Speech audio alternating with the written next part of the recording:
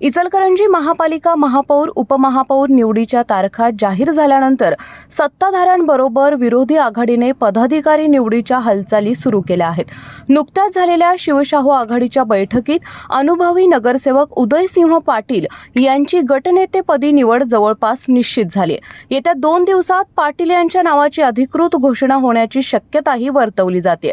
महापालिकेच्या पहिल्या निवडणुकीत महायुती विरोधात सर्व विरोधकांनी एकत्रित येऊन शिवशाहू आघाडीची बांधणी केली. आघाडीने 17 जागांवर विजय मिळवला.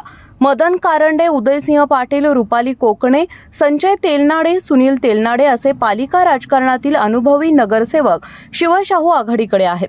यांच्यापैकी गटनेतेपदी कोणाला संधी मिळते याकडे आघाडीच्या कार्यकर्त्यांचं लक्ष लागलं होतं.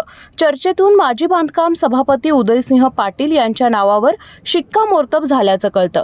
सत्ता स्थापनेसाठी पुरेशी संख्याबळ नसल्यामुळं आघाडीच्या नेत्यांनी सक्षम विरोधी पक्षाची भूमिका बजावू अशी घोषणा 4 दिवसांपूर्वी झालेल्या बैठकीत केली होती. आता ही जबाबदारी उदयसिंह पाटील यांच्यावरती ठेपली आहे.